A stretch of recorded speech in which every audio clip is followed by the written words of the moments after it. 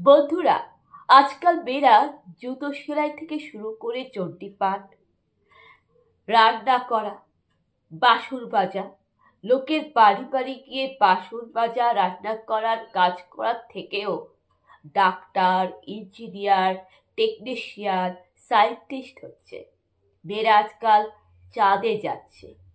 মেয়েরা আজকাল housewife, home maker, বাড়িতে স্বামী, শ্বশুরমশাই, স্বামী, ছেলে মেয়ে, সন্তান মানুষ করার সাথে সাথে মেয়েরা আজকাল চাঁদে যাচ্ছে।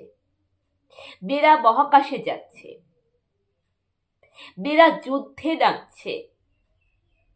মেয়েরা ঘর বাড়িও সামলাচ্ছে, আবার বাইরের দিকটাও সামলাচ্ছে। কারণ নারী যে রাঁধে সে চুল বাঁধে, রান্না বান্নাও করছে, মহাকাশে যাচ্ছে। কল্পনা চাওলা, সুনিতা উইলিয়াম, মেয়েরা যেরকম ঘরের মধ্যে ঘর সংসার সামলাচ্ছে, দেশের প্রধানমন্ত্রী হচ্ছে, মুখ্যমন্ত্রী হচ্ছে, রাষ্ট্রপতি হচ্ছে, দ্রৌপদী মুর্মু। মেয়েরা আজকাল কিনা করছে, ওয়ার্ল্ড কাপ জিতে আসছে মেয়েরা।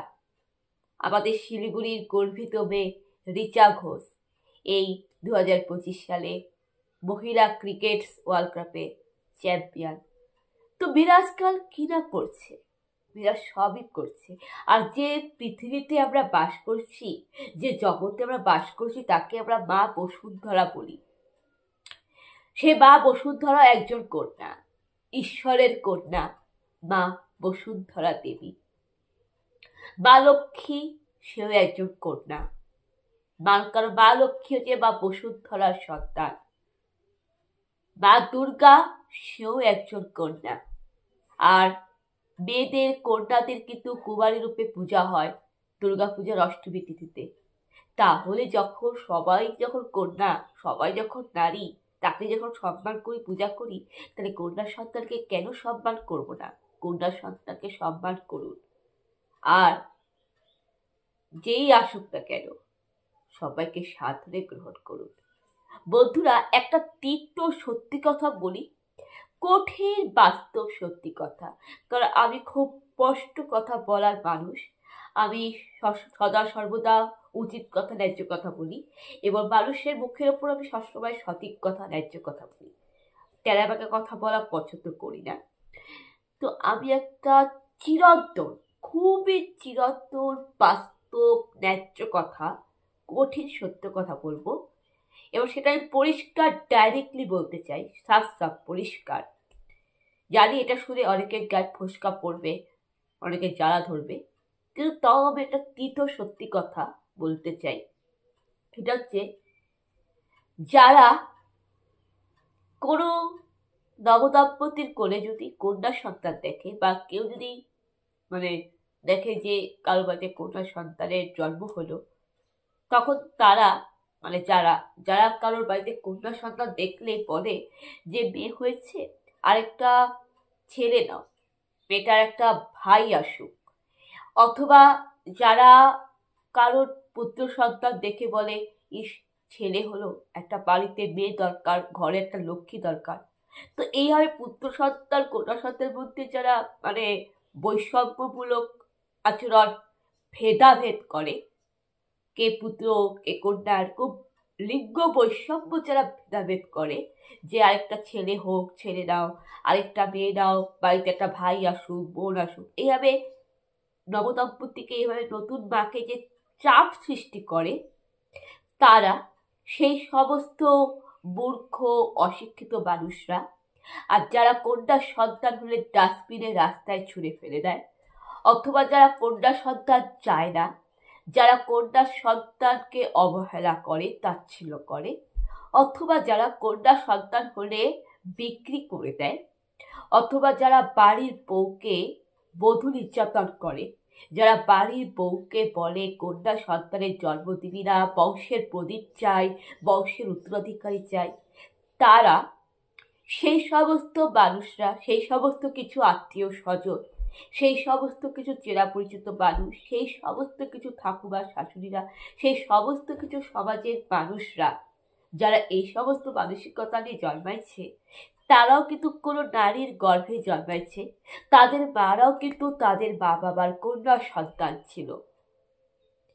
সেই সমস্ত অশিক্ষিত মূর্খ মানুষের মা বাবা, সেই সমস্ত অশিক্ষিত মূর্খ মানুষের মারা, তারা যে নারীর গর্ভে জন্মেছে, সেই নারীও কিন্তু তার নারীর গর্ভে কন্যা সন্তান ছিল। অর্থাৎ সে যে মানুষগুলো এই সমস্ত নারীর কন্যা সন্তানে ভেদাভেদ করে, যারা কন্যা সন্তানকে ডাস্টবিনে ফেলে দেয়, যারা ভ্রূণ হত্যা করে, যারা বলে বংশের প্রদীপ চায়, তারাও কিন্তু যে নারীর গর্ভে জন্মেছে না, সেই নারী তাদের মাও কিন্তু তাদের ঠাকুমা দিদাবার গর্ভের কন্যা সন্তান ছিল। আর যে ঠাকুমা, যে শাশুড়ি বাড়ির পক্ষে অত্যাচার করে পুত্র সন্তান জন্ম দেওয়ার জন্য বংশের প্রতি দেয় কেন, যে ঠাকুমা শাশুড়ি কন্যা সন্তানকে দেখে না, মুখ ফিরে নেয়, যে ঠাকুমা শাশুড়ি যে মহিলা কন্যা সন্তান হলে ডাস্টবিনে ফেলে দিয়ে আসে, সেই মহিলাও তো একজন কন্যা। যে মানুষগুলা কন্যা সন্তানের ভেদাভেদ করে, পুত্র সন্তানের ভেদাভেদ করে, সে মানুষগুলো তো নারী। যেসব নারী পুত্র সন্তানের ভেদাভেদ করছে, কন্যা সন্তানের ভেদাভেদ করছে, অবহেলা করছে, সে নারীও তো কন্যা, তাকেও তো তার মা জন্ম দিয়েছে। কই, তাদের মা তো তাদেরকে তো ফেলে দিয়ে আসেনি কন্যা সন্তান বলে। অর্থাৎ একজন মা একজন কন্যা সন্তানকে জন্ম দিল, ফেলে দিল না, কিন্তু ডাস্টবিনে ফেলে দিল না, অবহেলা করলো না, বড় করলো, মানুষ করলো।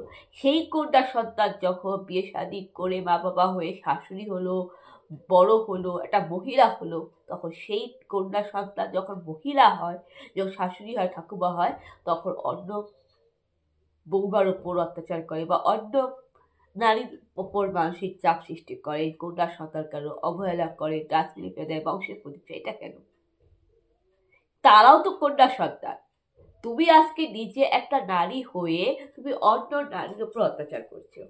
তুমি নিজে একজন নারী হয়ে তুমি কন্যা সন্তানকে অবহেলা করছো, কন্যা সন্তান কেন জন্ম হয়েছে, কন্যা সন্তানকে ত্যাগ করছো, ডাস্টবিনে ফেলে দিচ্ছ।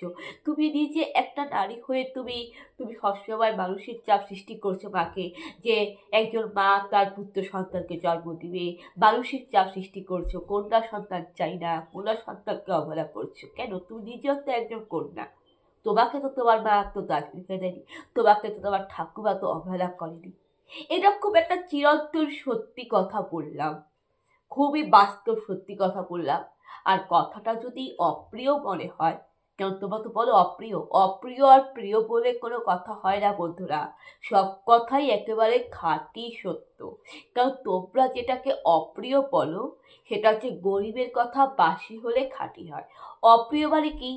অপ্রিয় মানে হচ্ছে তিথা কঠিন, গরিবের কথা বাসি। তাই এটা অপ্রিয় সত্যি কথা হলেও এটা খাঁটি ন্যায্য সত্য। তো বন্ধুরা, আমার এটাই বলার ছিল। তো আপনারা সবাই ভালো থাকবেন, সুস্থ থাকবেন। আপনাদের সকলকে নমস্কার। জয় যিশু।